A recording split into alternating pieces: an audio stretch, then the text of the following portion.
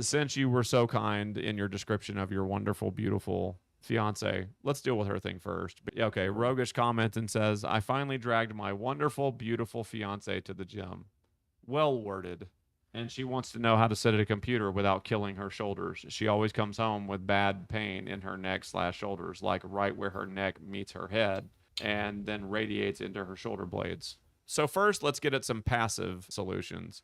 So you have a muscle that sits. John, can you take that stick and indicate where the medial border, or your thumb, yeah, sure, medial border of your shoulder blade is? That is the border of your shoulder blade that travels parallel to your spine. Now, yep, on either side. So at the medial superior, that means uppermost portion of your spine, of your shoulder blade, there's a muscle that connects right around there to right about the spot at the base of your head called your rhomboid minor. Now that is quite frequently what is in pain when people describe the kind of pain that your wonderful, beautiful fiance is reporting. That's what she's always going to be forever. Or I'm sorry, they, not she. I don't know if that's a she or not, and we don't want to assume anything. Oh no, it's a she. You said she. Your wonderful, beautiful fiance is most likely affected by an overexpressed what's called subclavius, and that is a muscle that sits directly beneath your collarbone, as John's indicating right now, and is, for these purposes, the most direct conflict generator with your rhomboid minor. So the passive way to get at that is to simply do some deep palpation. So yeah, take a thumb. You can take anything with a knob on the end of it. You could do a lacrosse ball or something like that. Down maybe to. Yeah, the problem with that is that the surface area may be a little too large for you to really get at the thing effectively. So what you would want to do is find something like a stick that you can lean into. Okay, something that you can take and pull the weight off of immediately. You need to make whatever your passive measures are immediately mitigatable. They have to be able to be ceased as soon as you want them to. So in other words, like if somebody's setting a heavy weight on your arms to stretch them out, and then you go, okay, that's too much, like, take it off, and then it takes time for them to take them off. It can't be that. It needs to be something where you can let it go immediately. So you'd want to get her to take a couple of fingers or a stick or something else like that, and really, like, directly under that collarbone, press into that. Now you have only there's not that much acreage available to get it wrong. So, and disclaimer, right? Like, sure, there's gonna be a kind of, I don't really feel anything, and then it's gonna go, oh my god, yeah, right? So yeah, like, this is a wade into the pool, right? Like, don't just go cannonballing into this. yeah, Be and especially if you've never done this before. yeah, If you're new to like palpating, or if you're that massage stuff, right? Less is more. We're not looking for bruises and anything like that. just like you just kind of know that it's not comfortable for you to get a massage on your spine. That's the way it is on any bone. So not on your collarbone, right? The muscle below it.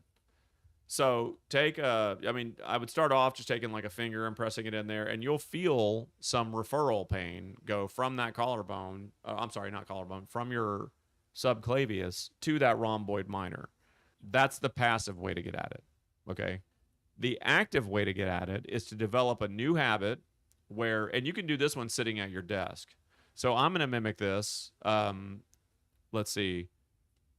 Sits at a computer. Okay. So if she's sitting at a computer, she's got arms on the chair. Great. If not, you can do it on the desk, which is to basically, you can see here the arm of this chair. Now what I'm going to do is I'm going to position the arm of this chair where it is out to the side rather than in front of me. Okay. And then I'm going to take my arm and I'm going to scoot as far away from the armrest as I can.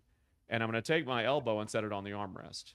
Then I'm going to rotate my thumb as far back as I can, like in a V shape. And I'm going to rotate my thumb back so that my arm's in a V shape. Again, I want to make it clear that my elbow is out to the side, not forward as it would be as if I was sitting normal. So I'm shifted around a bit in my chair. Once I have that elbow on there, I'm going to then press my elbow into the armrest and then try and drag my arm forward. So not just down, but it has to be slightly down and bring it forward just a bit. And you'll feel that area right there get quite the stretch. And the further back you take your elbow when you do that, the more you'll feel a stretch in that subclavius. And that is the active way that you do that. Now, you don't do that like 20 or 30 seconds 3 times in a day, and then that's it. It has to be like 20 or 30 seconds for like 4 or 5 rounds. 20 or 30 seconds, rest, 20 or 30 seconds, rest for 4 or 5 rounds. And you repeat that like 5 times a day while you're at work. And that's what helps establish a new habit. That is only one half of the equation, though.